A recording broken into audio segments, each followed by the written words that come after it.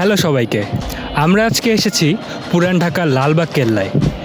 যে দুর্গটি হতে পারত মুঘল সুবেদারদের সবচেয়ে বড় প্রাসাদ, সেটি কেন আজন্ম অসমাপ্তই রয়ে গেল? খোদ মুঘল সুবেদার কেন এই দুর্গকে অপয়া ভেবে এর কাজ বন্ধ করে দিয়েছিল? চলুন জেনে আসি আজকের এই ভিডিওতে।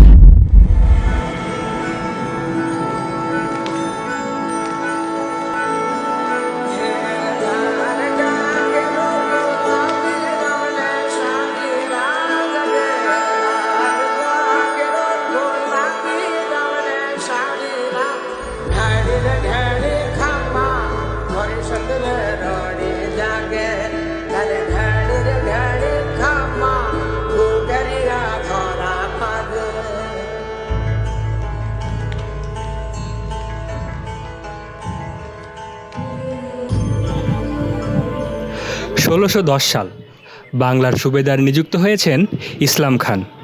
মুঘল আমলে তারা প্রদেশগুলোতে একজন প্রধান শাসনকর্তা নিযুক্ত করতেন। তারা এই শাসনকর্তাগুলোকেই ফরাসি ভাষায় সুবেদার বলতেন। বাংলা মুঘলদের একটি প্রদেশ হলেও এখানকার বেশ কিছু স্বাধীন জমিদার তাদের আনুগত্য মেনে নেয়নি। আমরা তাদেরকে 12 ভূঁইয়া নামে চিনি। এছাড়া চট্টগ্রাম অঞ্চলে আরাকান ও পর্তুগিজ জলদস্যুদের ব্যাপক উৎপাত ছিল। তারা সেখানে ব্যাপক লুটতরাজ চালাতো এবং স্থানীয় বাসিন্দাদের বন্দি করে দাস হিসেবে বিক্রি করে দিত। ইসলাম খানের প্রধান সামরিক উদ্দেশ্যই ছিল এদের দমন করা। কিন্তু তখনকার বাংলার রাজধানী ছিল রাজমহলে, যেটি এখান থেকে বেশ দূরে। সেখান থেকে এদের দমন করা বেশ কঠিন হয়ে উঠছিল। ফলে 1610 সালে সুবেদার ইসলাম খান সিদ্ধান্ত নেন তিনি বাংলার রাজধানী ঢাকায় স্থানান্তর করবেন এবং তিনি পুরনো ঢাকার বর্তমান নাজিমউদ্দিন রোডের কেন্দ্রীয় কারাগারে পুরনো মুঘল দুর্গ নির্মাণ করেন। এরপর 1678 সালে বাংলার সুবেদার নিযুক্ত হন সেই সময়ের মুঘল সম্রাট আওরঙ্গজেবের পুত্র শাহজাদা আজম শাহ। কিন্তু পুরনো দুর্গটি শাহজাদার ঠিক পছন্দ হলো না। ফলে 1678 সালেই তিনি নতুন একটি দুর্গ তৈরির উদ্যোগ নিলেন এবং তিনি সে দুর্গটির নাম দিয়েছিলেন কিল্লাই আওরঙ্গাবাদ। কিন্তু এর ঠিক 15 মাস পরেই মারাঠা বিদ্রোহ দমনের জন্য শাহজাদা আজমকে দিল্লিতে ডেকে পাঠানো হয়। ফলে তিনি দুর্গের কাজ অসমাপ্ত রেখেই দিল্লিতে ফেরত যান।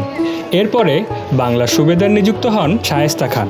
তিনি ক্ষমতায় এসে দুর্গের কাজ পুনর্নির্মাণ শুরু করেন। মুঘল স্থাপত্যের অন্যতম সেরা বৈশিষ্ট্য হলো তাদের চারবাগ নকশা। আপনারা যদি একটু লক্ষ্য করেন, পুরো কেল্লাটা একেবারে জ্যামিতিক মাপে তৈরি। মাঝখানে পানির ফোয়ারা বা হাঁটার রাস্তা আর চারদিকে সমান ভাগে ভাগ করা বাগান। এই স্টাইলটা সোজা পারস্য বা বর্তমান ইরান থেকে মুঘলরা এই উপমহাদেশে নিয়ে এসেছিলেন।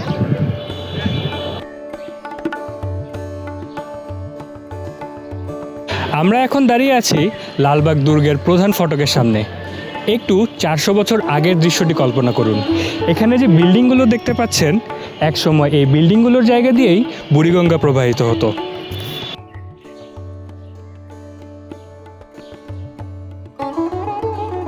পুরো লালবাগ কেল্লায় সম্ভবত সবচেয়ে বেশি মিথ রয়েছে এই গোপন সুড়ঙ্গটি নিয়ে।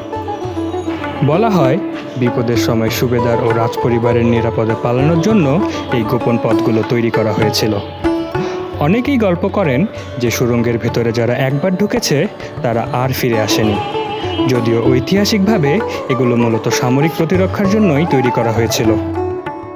মূল ফটক দিয়ে প্রবেশ করার পরে সামনে আমরা যে বিল্ডিংটি দেখতে পাই, এটি হলো দেওয়ানি আম বা দরবার হল।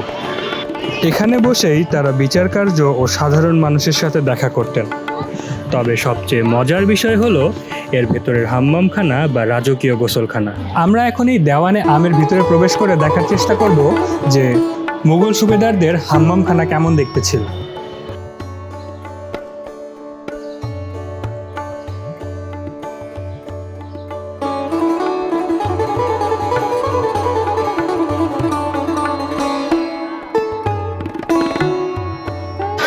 আপনারা হয়তো ভাবছেন যে দরবার হল বা অফিস কক্ষের সাথে রাজকীয় গোসলখানা কেন থাকবে। এর পেছনে একটা ইন্টারেস্টিং কারণ রয়েছে। প্রথমত, লালবাগ কেল্লার এই দরবার হলে সাধারণ মানুষের ঢোকার কোনো অনুমতি ছিল না। এখানে আসতেন শুধু মন্ত্রী, সেনাপতি আর রাষ্ট্রের ভিআইপিরা। দ্বিতীয়ত, সেকালে মুঘলদের কাছে এই হাম্মামখানা শুধু বাথরুম ছিল না, এটি ছিল অনেকটা তাদের প্রাইভেট লাউঞ্জ বা স্পায়ের মতো। আমার পিছনে এখন যে স্থাপনাটি দেখতে পাচ্ছেন, এটি হলো পরী বিবির মাজার। সম্ভবত পুরো লালবাগ কেল্লায় এটি সবচেয়ে আকর্ষণীয় স্থান। শায়েস্তা খানের এক আদরের মেয়ে ছিল, তার নাম ইরান দুখত। তার সাথে শাহজাদা আজম এর বিয়ে হওয়ার কথা ছিল। 1684 সালে এক করুণ ঘটনা ঘটে। ইরান দুখত হঠাৎ মৃত্যুবরণ করে।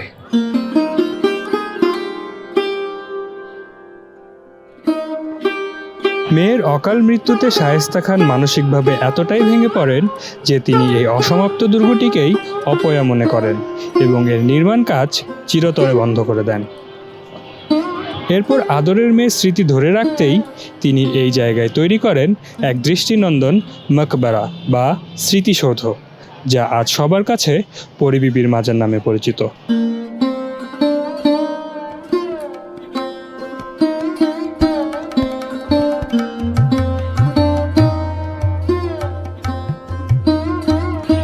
তখনকার দিনে বাংলায় সাধারণত ইট বা মাটির কাজ হতো, কিন্তু স্থাপনাটি তৈরি করা হয়েছে একেবারে ভারতের রাজস্থান থেকে আনা সাদা মার্বেল, কষ্টি পাথর আর রঙিন টাইলস দিয়ে। বাংলার বুকে এমন মার্বেল পাথরের মুঘল স্থাপনা আসলেই বিরল।